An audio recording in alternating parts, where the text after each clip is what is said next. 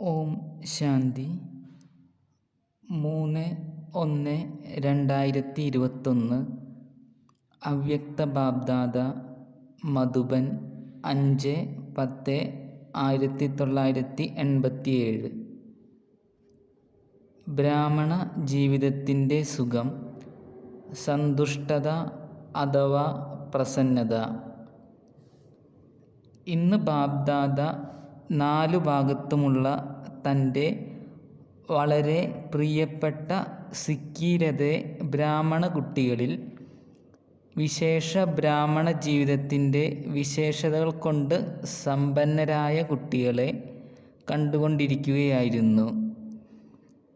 ഇന്ന് അമൃതവേളയിൽ ബാബ്ദാദ സർവ ബ്രാഹ്മണകുലത്തിലെ കുട്ടികളിൽ നിന്ന് അങ്ങനെയുള്ള വിശേഷാത്മാക്കളെ തിരഞ്ഞെടുക്കുകയായിരുന്നു. ആരാണോ സദാ സന്തുഷ്ടതയിലൂടെ സ്വയവും സന്തുഷ്ടരായിട്ടിരിക്കുന്നത്, മറ്റുള്ളവരെയും തൻ്റെ ദൃഷ്ടി, വൃത്തി, വാക്ക്, കർമ്മത്തിലൂടെ സന്തുഷ്ടതയുടെ അനുഭവം ചെയ്യിക്കുന്നത്.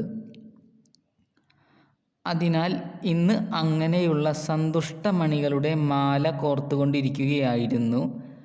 ആരാണോ സദാ സങ്കല്പത്തിൽ, വാക്കിൽ, സംഘടനയുടെ സംബന്ധ സമ്പർക്കത്തിൽ, കർമ്മത്തിൽ സന്തുഷ്ടതയുടെ ഗോൾഡൻ പുഷ്പം ബാബ്ദാദയിലൂടെ തൻ്റെ മേൽ വർഷിക്കുന്നതിൻ്റെ അനുഭവം ചെയ്യുന്നത്, സർവരെ പ്രതി സന്തുഷ്ടതയുടെ ഗോൾഡൻ പുഷ്പങ്ങളുടെ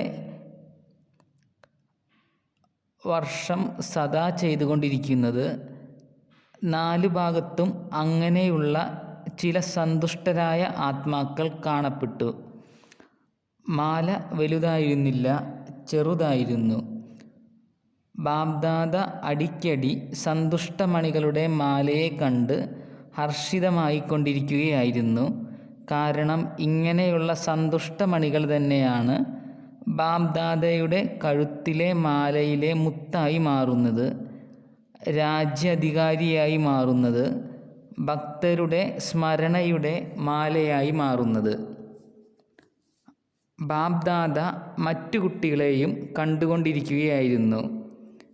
ഇവർ ഇടയ്ക്കിടെ സന്തുഷ്ടം, ഇടയ്ക്ക് അസന്തുഷ്ടതയുടെ നിഴലിനുള്ളിലേക്ക് വരുന്നു, പിന്നീട് മുക്തരാകുന്നു, കുടുങ്ങുന്നില്ല.